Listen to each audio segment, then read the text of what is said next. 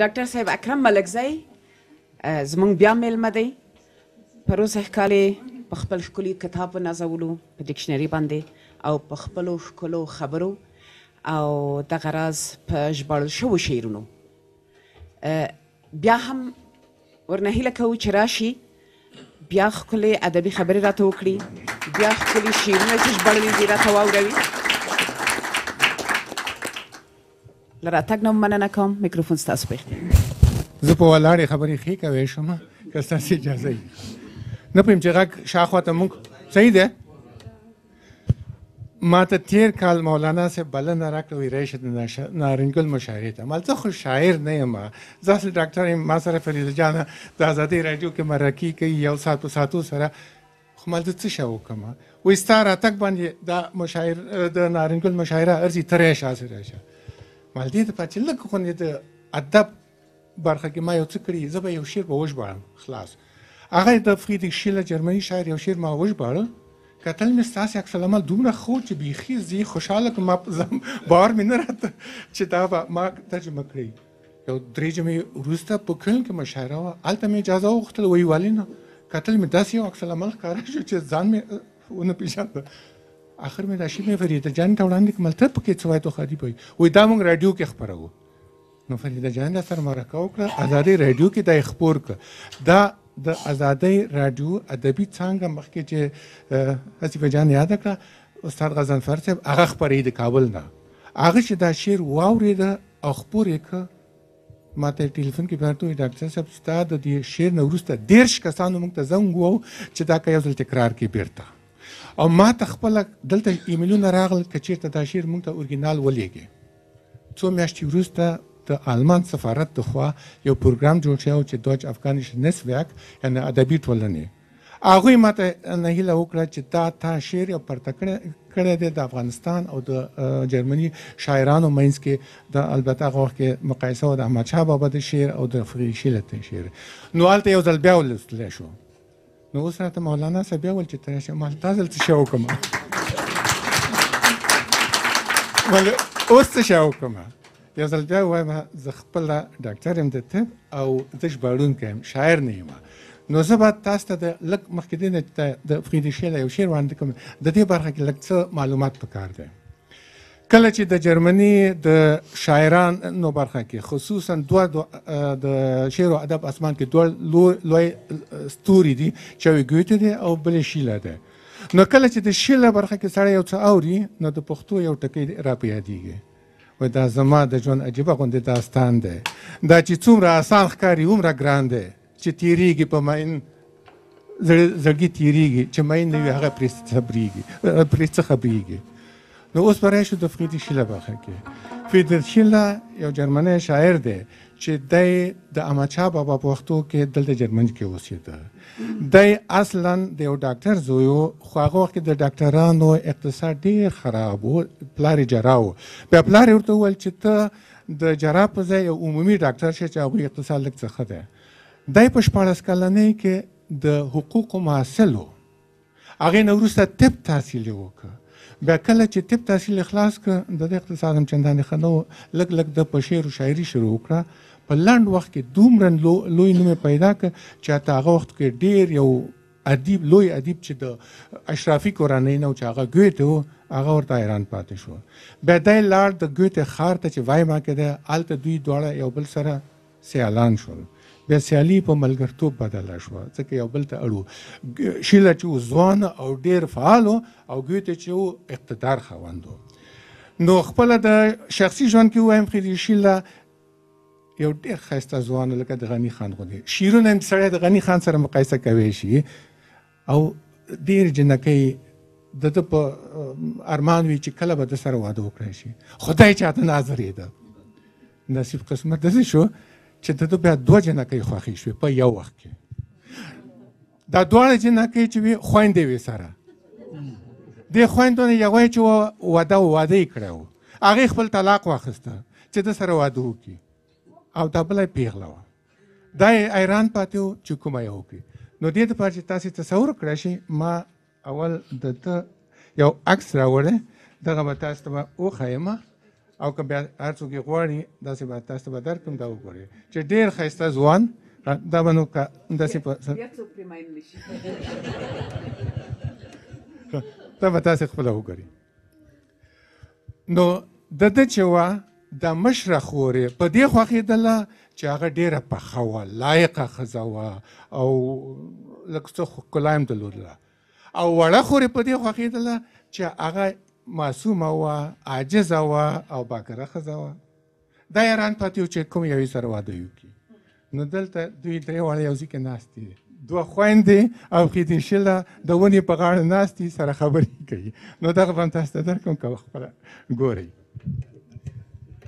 نتیجه دا شوه د ده فیصله دې پیغلې ته یې شوه پیغلې سره یې واده وکړه او د ژوند تر آخرې سلګیه پورې بیا ورسره خوشحاله و نو راغلو دې ته چې د ده مشر شاعر چې و ګوتې چې یو خوا ده ته اړ و بل خوا داسې و چې د ده ملګری و هغه حیران پاتې و چې دا په کم عمر کې څومره لوړ نوم پیدا کړی دی خبره به لنډه کوم د فیدیشیله د بلې خوا چې وګورې ډېر ناروغه کېده خپله د طب ډاکټر هم و هغه وخت کې طب دومره مخکې نه و انټي بیوټیک جوړ شوي نه و ملاریا ورته پیدا شوه اروپا کې هغه وخت کې حیران پاتې چې ملاریا د کومه شوه خو ملاریا ورته پیدا شوه دی آخر په 45 کلنۍ کې مړ شو کله چې دی مړ شو د ده ملګری ګوتې چې و ډېر کلونه وروسته په دې چرچ کې دی خو یو نابغه انسان و دی حقوقدان و شاعر و ډاکټر و ډرامې لیکلي دي نو د ده حتما مغزو کې کوم خاص شی و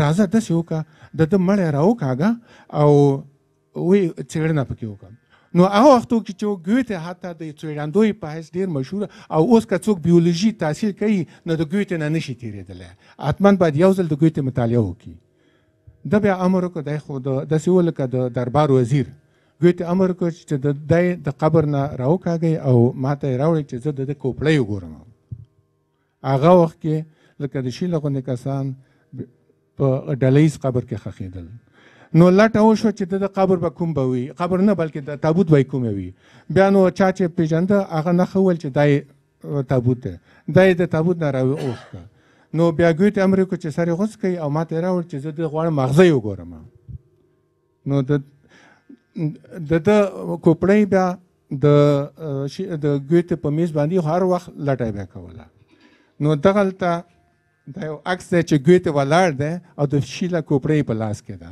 تاسې به دا هم یو ځل وګورئ ډېر کلونه وروسته بیا نو خپله ګوتې هم مړ شو بیا دغه کوپړۍ چې وه هلته بیا موزیم کې وساتل شوه اوس د وایما په موزیم کې دا کوپړۍ ویښې ده خو علم په خپل حال نه ودرېږي ډېر ډېر کلونه وروسته یو چا وویل چې دا شیله نه و دا بل څوک وه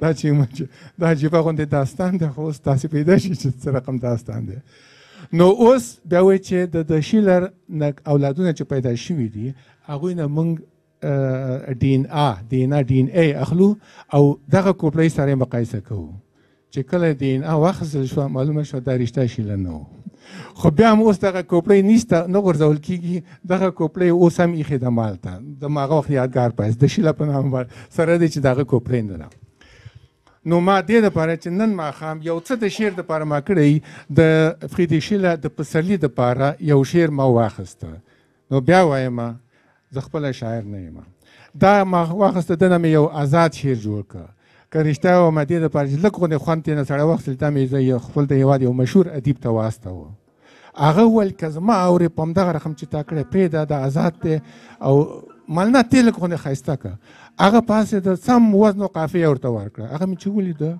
وزن و قافیه درلودله هغه هم راته وویل نو که سړی یو شعر اورجینال سم اړوي هغه نه مضمون جوړېږي هغه نه شعر نه شو او که غواړئ چې هر څومره شعري ښکلا ورته ورکوئ بیا اورجینال نه لرې کېږي هغه بیا نه شو نو هغه ډول باندې چې زموږ ادیب جوړ کړی و هغه بیا پښتو شعر و د شیله شعر هغه نه و نو هغه بل شی و نو ستاسې په اجازه زه به دا ولولم او د شعري نیمګړتیا نه یې بخښنه غواړم نو د شعر نوم دی Frühlingsgedicht یعنې د پسرلي شعر اول به یې په جرمني ولولم دا وایي Willkommen, schöner Jüngling, du Wonne der Natur, mit deinem Blumenkörbchen, willkommen auf der Flur. ګورې جرمني نه یې سړی خوند اخیستی شي او معنا یې دا ده ستړی مه شې په خیر راغلې ښایسته زلمیه راشه طبیعت په تا ښه ښکاري ته ښکلا د طبیعت یې ستا ښایسته امیل په غاړه د ګلشن ته یو ځل راشه Ei, da bist ja wieder und du bist so lieb und schön und freuen wir uns so herzlich entgegen dir zu gehen څومره ښه شو چې ته راغلې ته ښایسته یې او ته مینه د زړه کور ته خوښي راشي چې در درومو نازنینه Denkst auch du an mein Mädchen? Ei, lieber, denk doch, dort liebte mich das Mädchen und das Mädchen liebt mich noch. زما لالی هم ستا په خیال دی زړګیه په خیر زړګیه ته په ځیر شه زه خو تل وم لالي مینه زه خو تل وم لالي مینه اوس هم مینه ډېره مینه Fürs Mädchen manches Blümchen erwarte ich mir von dir.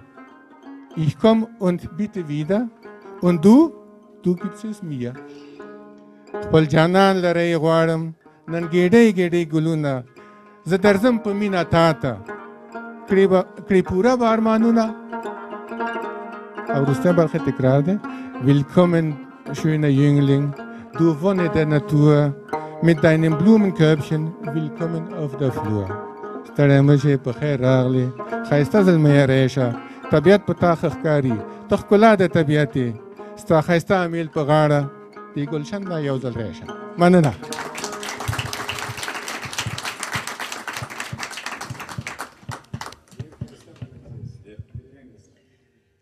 ډاکټر صاحب مننه کوم که داسې شعرونه په دې ډول ترجمه شي فکر کوم چې ضرورت به بیا بل ادیب ته نه وي نامخدا ښکلی ژباړي که زه اوس بیا ووایم چې یو 15 دقیقې دوی ته تفریح ورکړو بیا به نیم ساعت رانه ورکي خیر دی خو 15 دقیقې به ورکړو داسې نه چې به ووایي کمرې وسوځېدې بیا به پاتې پروګرام ته دوام ورکړو اوس زما نوبت دی ستاسو نوبت دی ولې دلته نشته دی چې ووړې لیلو بادام ګل کړی دی نارنج ګل کړی دی نارنج ګل کړی زه به تاسو ته وغږوم مهرباني د رخشان مېرمن رخشان